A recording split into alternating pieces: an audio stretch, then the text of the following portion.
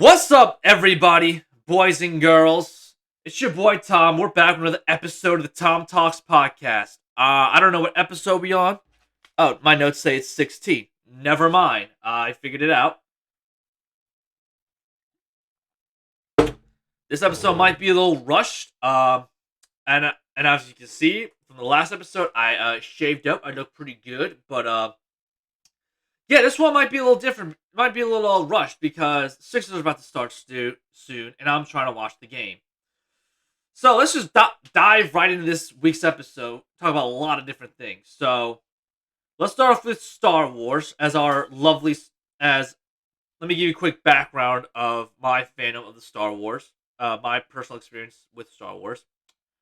I enjoy the original trilogy, and I also enjoy the prequel trilogy. I watched the prequels first, saw the original trilogy a little bit later after that when I was still a young child, and then played some of the games. So I'm by no means an expert. My cousins are much more experts in Star Wars than I am. Like a lot more people who are more qualified to talk about like the fandom of Star Wars than myself. I guess I guess I'm a normie fan when it comes to Star Wars. So, but this previous trilogy that we had with JJ Abrams, in my opinion, and a lot of people share this opinion, it's not very good.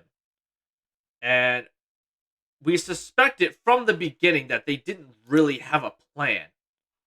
And obviously, you can see from this article from Bounding in the Comics, it said JJ Abrams finally admitted after all these years later that they didn't have a fucking plan.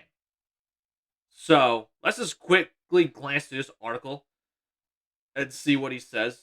He said, Abrams was asked by Collider, do you feel like the trilogy would have benefited from planning out a very strict 3-movie story from the very beginning, or do you enjoy the kind of creative freedom to kind of take the characters different ways and see how it goes? So let's just see how he responds. You respond with a rambling answer before he eventually admitted that Star Wars needed a plan. I just feel like he was just. I feel like he didn't. With that sentence there, I feel like he didn't want to admit that he didn't have a plan or whatever, but he kind of just said, yeah, we didn't have a fucking plan in the beginning. He stated, from what I've learned as a lesson a few times now, it's something that, especially in this pandemic year, working with writers, the lesson is you have to plan things to the best that you can. See, that's bullshit because you can't use the pandemic for an excuse for the Star Wars trilogy. Because the first movie is back in 2015 and you bought it back in, I don't remember the exact date Disney bought it, but it was like, I want to say it was early 2010, so like sometime before the first movie. Yeah, so I would say either the range of 2010 to 2013. I feel like that's when Disney bought it. But anyway, so he continued, and you always need to be able to respond to the unexpected, and the unexpected can come in all sorts of forms, and I don't think that's where there's nothing more important than knowing where you're going.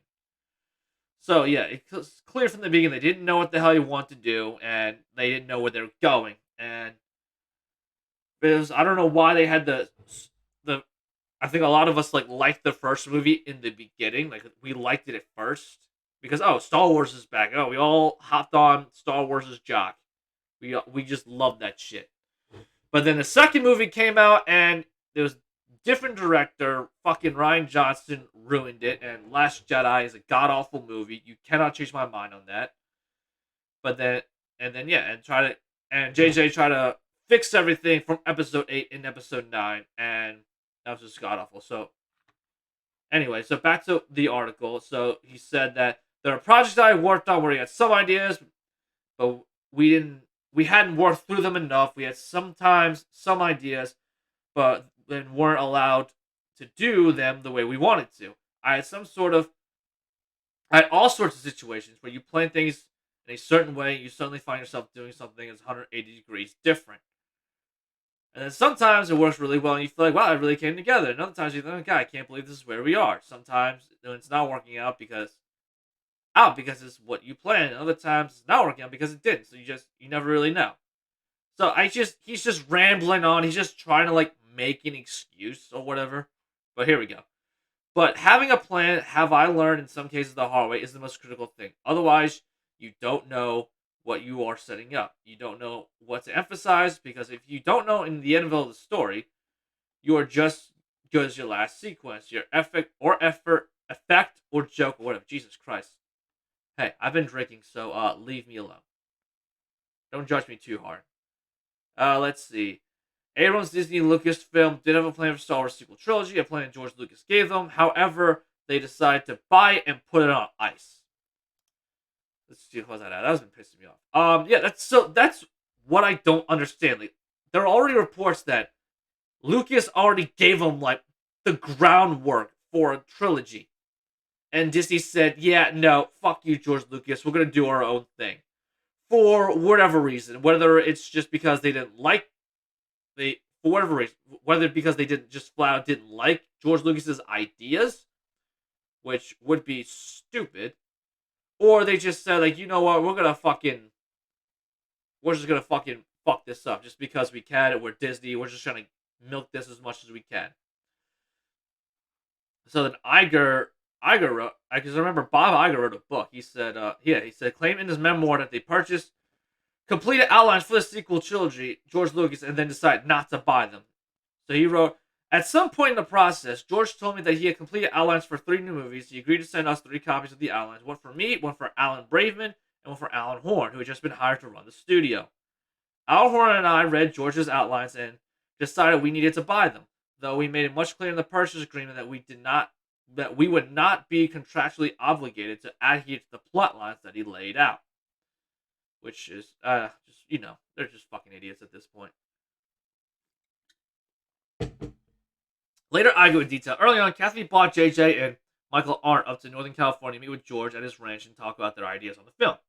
He had George immediately get upset as they began to describe the plot, and it dawned on them that they weren't using one of his stories that he submitted during the negotiations. I could then admit the truth. The truth was, Kathy, JJ, Alan, and I had discussed the direction in which the saga should go, and we all agreed it wasn't what George had outlined. See, that's the mistake right there. You should have just, all they had to do was fucking go off of George Lucas's trilogy, and I'm sure we wouldn't be hating on Star Wars as much as we are.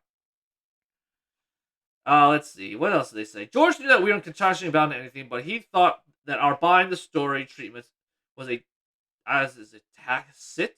I don't know how to pronounce that word. Promise that we'd follow them, and he was disappointed, and his story was being discarded. I mean, shit, I'd be pissed too. So this article already proves what most of the fans have been talking about these past 6 or so years. Well, not really 6. I would say really more so 4 or 5 years. Because a lot of people liked The Force Awakens when it first came out. And then when The Last Jedi came out, and The Last Jedi, when that movie came out, people started to hate on Star Wars like more. Our eyes are opened to seeing like, holy shit, this was not good. All right, so that's enough ranting and bitching on Star Wars. But something else that I've discovered that on the Twitch streaming program, which people who don't know what Twitch is, it's basically a streaming service that mostly does, like, it's mostly known for video games. They've expanded on that lately with chatting. Sometimes they have like a just chatting section. They just talk about whatever. They've expanded to music, where some DJs, like, I guess, do like live stream performances, and sports. Like, some people like talk about their, I guess, sports teams. I really haven't checked that sports section out on Twitch, and I heard they're doing like a partnership when it comes to sports. That's something I should try to look into. But now there's this new controversy where, and the just chatting section, mostly women, have began to just live stream on Twitch in hot tubs and like bikinis and stuff. So let's read about a little bit right here what it's about. So Twitch, Amazon's live streaming platform, is primarily a service focused on letting audiences watch each other play video games. like I said, and explaining it. In recent months, live streams featuring bikini-clad people in hot tubs gain a lot more attention, causing some controversy.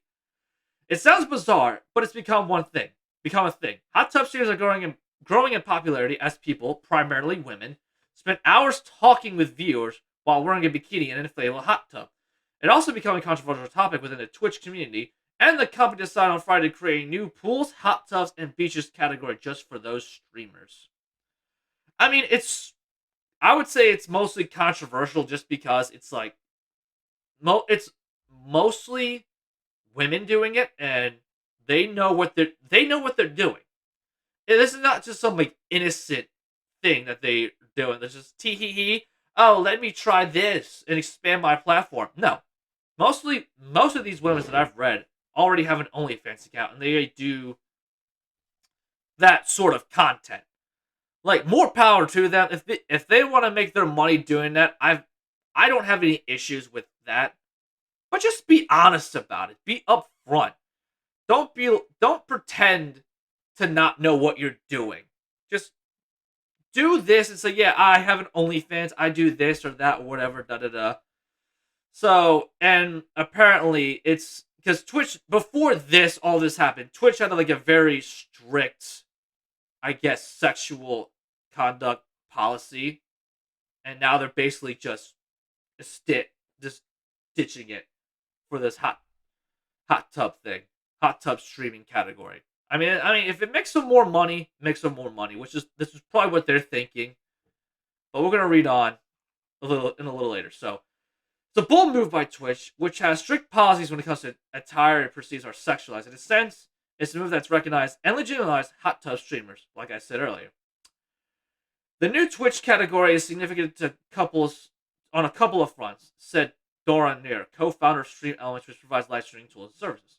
Because beach, pool, and hot tub services are achieved a level of notoriety, giving that their own space instead of resorting to banning them altogether shows, Twitch is listening to the fair amount of users who embrace this content, said Neer.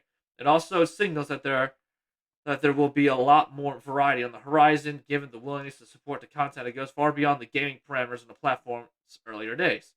So, what is it? What is it? Hot tub streaming? Why has it been so controversial? We have the answers for you. So this just explains what it is. It's basically women in bikinis chatting to their viewers in hot tubs. Why did Twitch make the hot tub category? As with everything, capitalism is the answer, and they're trying to make more money off of it. In recent months, they're growing awareness of increasing number of hot tub streams, which is referred to the community as hot tub meta. The idea of being an attractive woman can put on bikinis, sit in an inflatable hot tub, and proceed to get more viewers and donations. The community's problem is related to advertising. Just until last week, most hot tub streamers have been in the just chatting category, which I already explained. I think I already explained that saying that most of these people starting off were just in a just chatting, just taking away from everybody else. Some non-hot tub streamers were concerned that brands might pull their ad dollars from just chatting to avoid being associated with live streams of scantily clad women. Scantily? I don't know. This could impact the revenue of all the hosts in the category. Twitch is aware of the concern, hence this decision to make it a separate category. So then, this is what it talks about. Looks like Pool's Hot Tubs ranked 26 with 1.4 million hours watched. Holy fuck. That's pretty crazy. So, apparently, it doesn't go against the guidelines. 2016, many streamers didn't have streaming guidelines to allow hosts to sit and talk to their viewers. Now, the Just Chatting category is one of the most popular on Twitch. Yeah, we already talked about that. So, yeah, they had before this hot tub thing, they had a strict the entire policy. They basically just threw that caution to the wind after making this category. They said, fuck that. So let's see what the problems are. Hate for the hot tub streamers comes from all directions. As I mentioned earlier, Twitch hosts have had a problem due to concerns that companies may not want to spend their ad revenue on parts of their platform promoting women in bikinis. Other female streamers have noise voice concerns from the pressures of doing hot tub streaming. So then she says that. Let's see.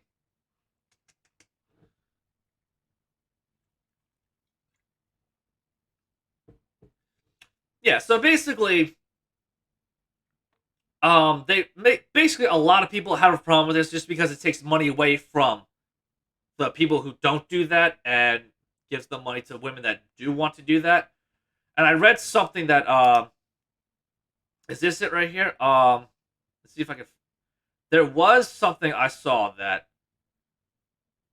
the ad revenues were taken away from like the hot Twitch hot tub category, and they were saying something along the lines of they one of the people who like the biggest one of the biggest people on the website saying that she lost a lot of money through ad revenue. She lost like 90% of ad revenue money because of it. So that's become a problem, and it seems that they're fixing it. But here's my thoughts on the issue. Like I said, I know I said a little earlier, but let me go into a little bit more of it. If women want to do this, they want to do like the hot tub streaming, fine. But here's my dangerous thing. They know what they're doing, and mostly it's attracting like younger boys. Now, I don't want to call myself like a men's right activist or anything along that line, but I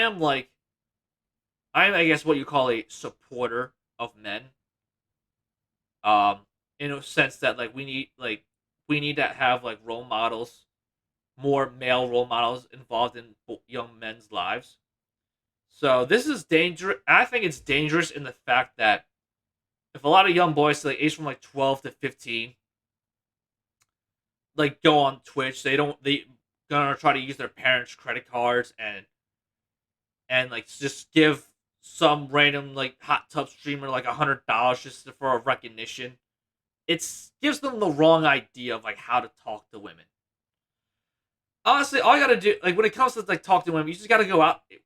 When it comes to advising young men how to do that, just you gotta tell them just, hey, go out there, shoot your shot, and if you get rejected, you get rejected. It happens. I've gotten rejected plenty of times. Sometimes I've done good. You learn as you go. You just learn how to talk to women. This hot tub category though, it sets a bad precedent. It's basically saying, oh, you have to pay, you have to put out a certain X amount of money in order to get their recognition. And I just think it's a very dangerous precedent, very dangerous road for them to go on. All right, so that's enough of that. I want to move on to like more sports, something an interesting sports topic. I did not want to hear that. Sorry for that. Apparently, during the last week, when on FS1, where Skip Bayless and Shannon Sharpe host their show on Undisputed, Shannon Sharpe called Julio Jones, and he did not know he was on the air. And I think Jenny Taft said that, oh, we need to let Julio Jones know that we're live on television, because I think it's a legal thing.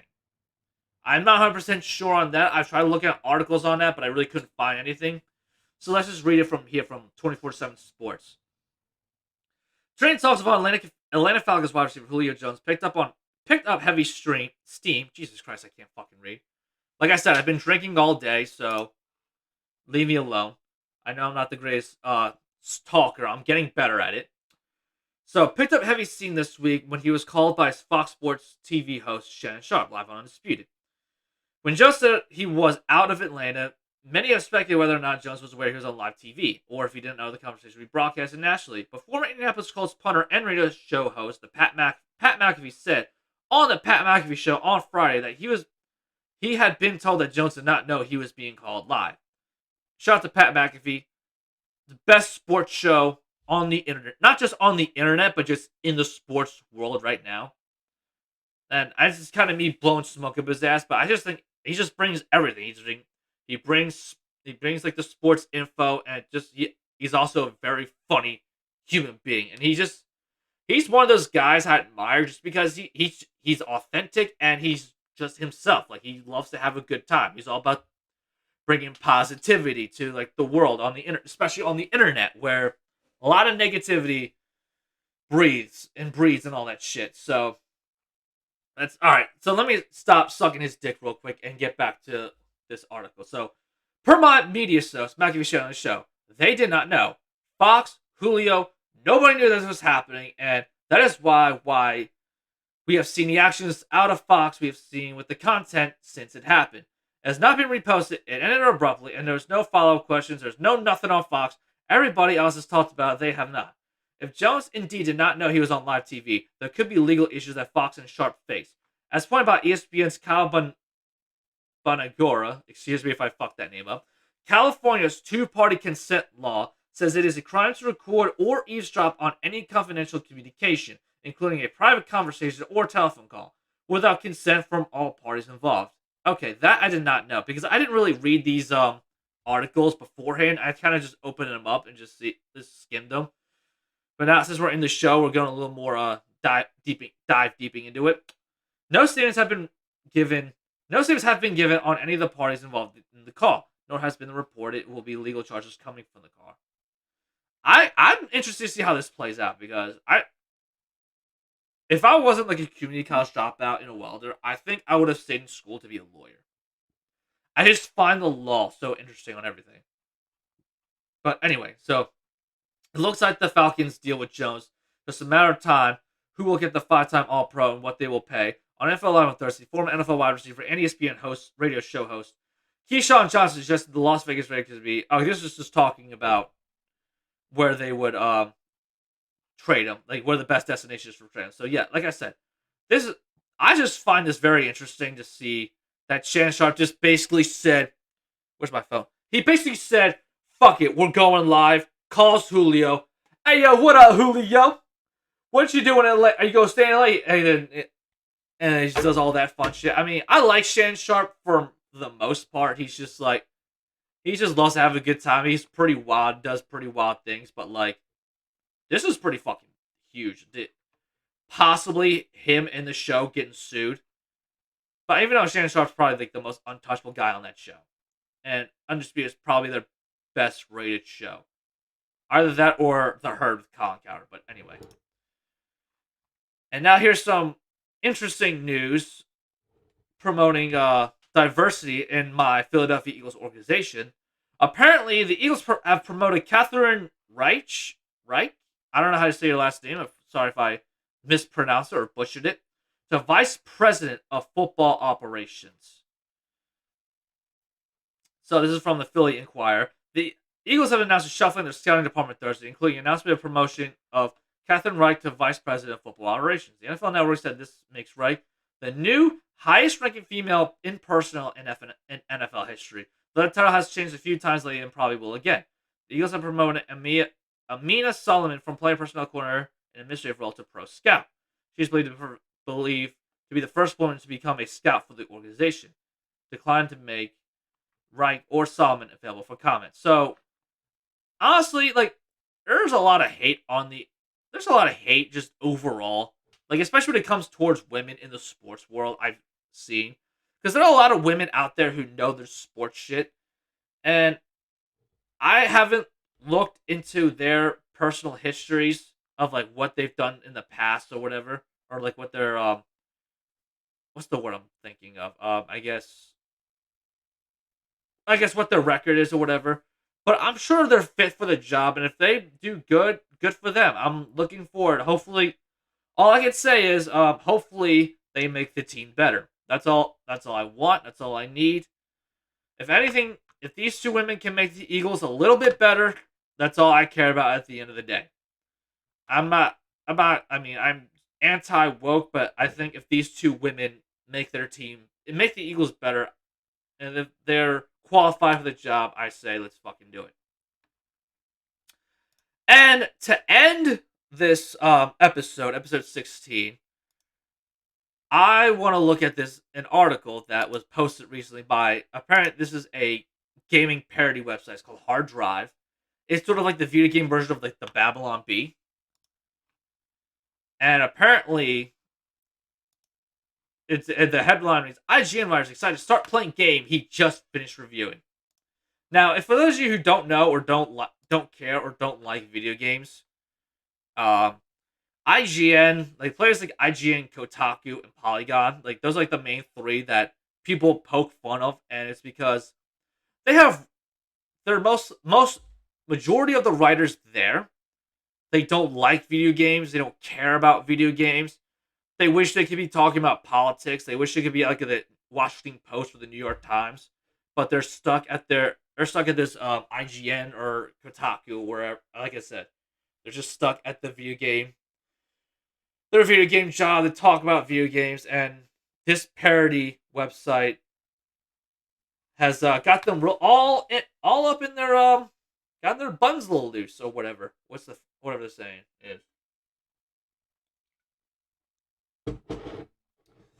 So apparently, IGN writer Austin Rivera expressed his excitement this week began an advanced copy of Call of Duty Black Ops 4, a game he just finished reviewing for the prestigious video game website. With most games, I usually just copy and paste my full review from Boostic's YouTube page and tweak a few words. But Black Ops is one of the biggest games of the year, so my editors really want me to take my time with this one. I just can't wait to see if any of the stuff I wrote is true. Oh my god, that's hilarious. Rivera said he worked at IGN for the past 5 years, said that there's unorthodox review style and is fairly standard for the gaming website. None of the deadlines and all-time constraints often keep reviewers from fully enjoying or often even playing a game at all. Honestly, it's rough trying to fit all these games into my schedule. Although usually I just praise a game as a bold step forward in the franchise, nitpick a few technical issues, slap at 8.5, and slap that bad boy out.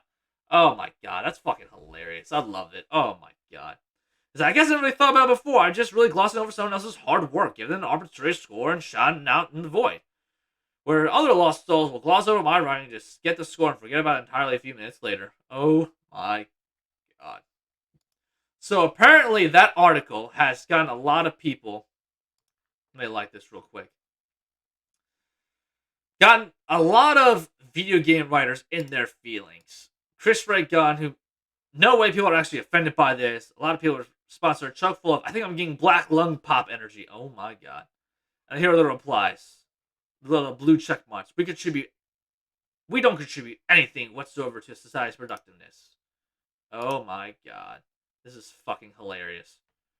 You guys are better than this, says Drunken Yeti, who got ratioed to all hell. Teacher, writer, video game player, Mexican, minor, idiot. Oh, the pronouns in the bio. He and him. Oh yeah, he's very important. Making important contributions to the world. Got ratioed to all hell and back. Let's see what this blue check mark says. I realize this is likely just standard weekend re-promo, but the timing is bad and the message is worse. I'm typically a fan of your IGN goose, but please consider taking this down. This is hurtful and to a lot of hard-working folks. Punching down isn't funny. Holy shit. 970 replies and 135 likes? Holy shit. This is why we don't take games journalism seriously. I don't like these people. All these people do is just talk out their ass. Let's see what he says. As someone who's worked in healthcare and often around deceased or soon to be dying, fuck these game journalists and responding to the posts want to playing victim over PG rated humor. Your jobs aren't remotely difficult and YouTubers often perform them better. That is very fucking true. And here's a tasty meme. Badly yet highly paid journalists.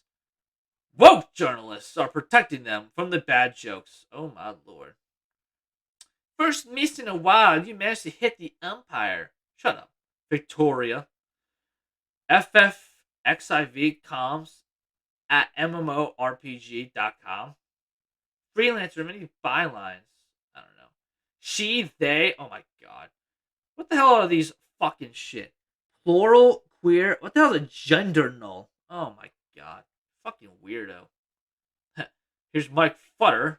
Let's see what his credentials are. Arthur, Game Dev Business Handbook, fighter and biz analyst, F squared, co-host of Virtual Econcast, DM for Signal, he, him. Why do these people have pronouns in their fucking bios? I never understood that shit. No. And he says, no, you're funny a lot of the time. This isn't one of those times. Besides harassment of journalists, IGN's team stood up for human rights against their own management recently. They don't deserve this ever, but especially now. Shut up. And that's a whole nother issue. This whole IGN stand up about the human rights. No one wants to hear about that shit. It's about Palestine and Israel. I don't know what's going on that Middle East bullshit that's going on over there, but I'm not going to talk about that. And IGN should be the last place that they should talk about that shit. So anyway, that's it for this week's episode. I believe it was episode 16. Thank you for listening. Hopefully you're watching this on YouTube. Oh god, hold on. Oh fuck, whatever. Hopefully you're watching this on YouTube. If you are watching this on YouTube, like, comment, and subscribe to my channel. And if you don't like it, put a thumbs down and let me get all the hate. But I don't care. At this point, I don't give a shit. I don't make enough money to give a fuck about this. So, and if you're watching on Spotify or Apple Podcasts or wherever you're listening to my audio, give it 5 stars, give it a thumbs up. It'd be greatly appreciated. Thank you all. Have a great rest of your week.